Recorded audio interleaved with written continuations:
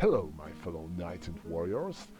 This is the last part of my videos about the rules for the original Cry Havoc game, and today I'm going to cover the advanced rule that I never actually liked much. It is called Ransom and Surrender. And why I rarely use this rule and why I'm not liking it much. The reason is actually very simple. The only game came with only one ransom counter, so if you needed more of them, this was pretty complicated.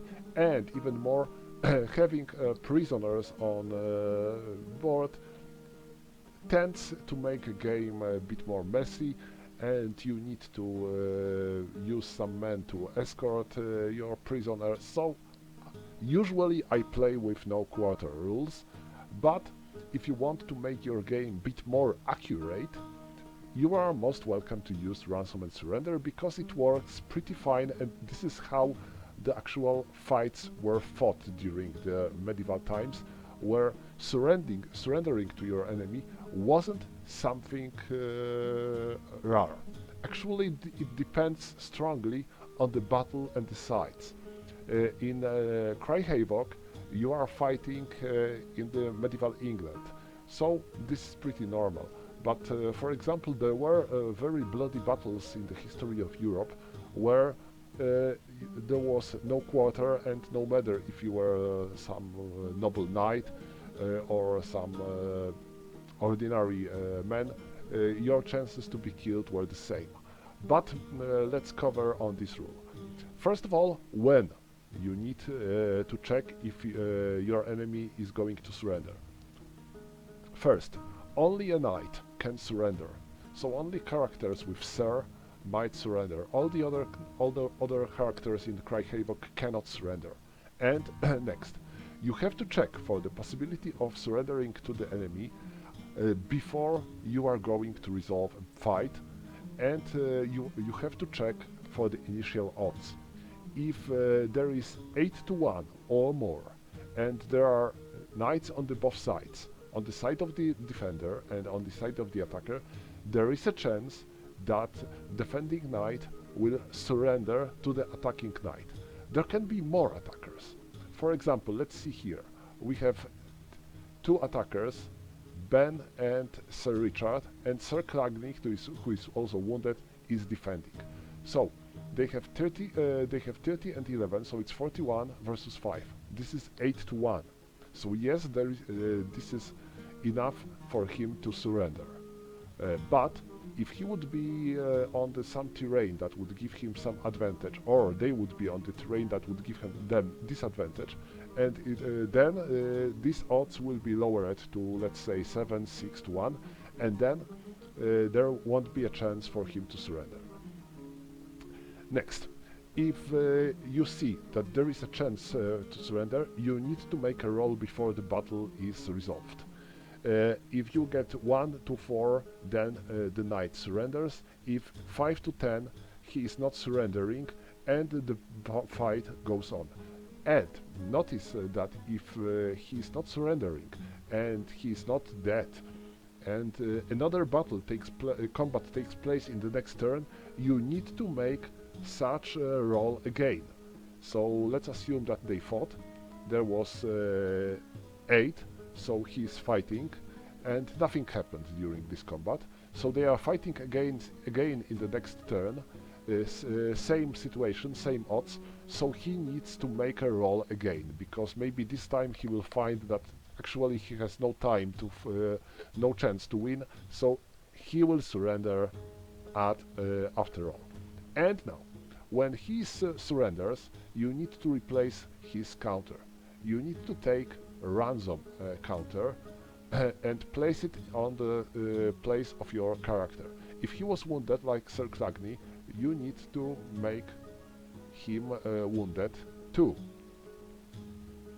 So we are removing Sir Clagny from the board, and now he is placed on the on this side. And now, how the ransom counter works. It works like a normal character, but you can see his stats are decreased. so they aren't as good as they were, but he still wears armor. That's interesting, but yeah, makes sense. And when you did this, you need to make an escort for him. There are two ways to make your escort. One, another knight can be an escort, or there can be a sergeant, he can also be an escort, or two other men at arms or bowmen. So you cannot simply use one warrior. For example, here, he cannot be an escort for him. You would need two halberdmen, crossbowmen, etc., or one knight or one sergeant. And then, during your movement phase, he follows this escort like a pack mule or horse being led. So you can move him along with your character, and he follows you blindly, making sure that you can lead him, for example, off board. Please notice that somehow if you will make a mounted knight to surrender, then he is dismounted and you get his horse as your prize. So now, when he is your prisoner, he must be escorted to your side of the board. Scenario often tells which side belongs to you. So, for example, if your man entered from the certain edge of the board, this side of the board is your board. And if you will you have to do so. This is important. You cannot simply say, now go away, I don't need you. No, you have to escort him, because this is how the knights fought. But the other player might declare that he wants a prisoner to try to escape. He cannot do it normally. But there are certain situations where he can try to do so. First, if due to some situation there is no escort on any on the two hexes or one hex, depends on the size of the escort adjacent to, he can escape. So, for example, if there would be a situation like that, he may escape because he needs two men at arms. But if there would be a knight here, he wouldn't be able to escape. But if knight would be somewhere else away, then he will be able to escape. He doesn't have to, but he may try. If someone who is his escort is attacked by the other men, and in such a situation, he might decide that he joins the combat. So let me show you. Cry Havoc. Let's take Sir Gilbert. So, for example, let's assume that during their movement phase, Sir Gilbert walked here and is going to attack Ben, who was escorting this ransom. Then Sir Gilbert might attack Ben, and this ransom character will join the combat on the Sir Gilbert side. That's good.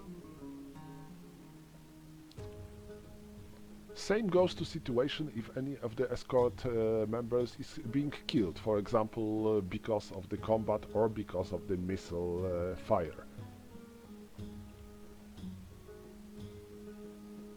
If there is only one, if there was need of two of them and only one of them was left, he can still run away. And when he's running away, we are still using his ransom counter. We are using this counter until the end of the game. He cannot be back to his previous counter. He cannot get his weapons and everything else back. He's using this counter at the end of the game, but he cannot be taken as prisoner again. If he escaped, then if he is attacked again, he has to be killed, but he cannot be taken by prisoner again because he forfeited his right to quarter while escaping from being prisoner. So as you can see, this rule is kinda complicated because it forces some of your knights to escort their prisoners, and it can slow down your game a bit.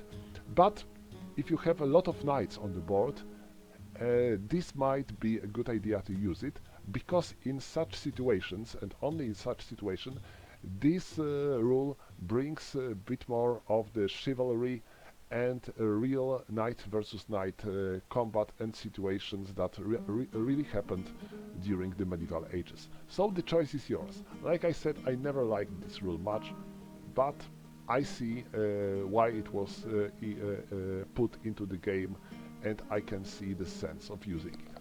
So that would be all.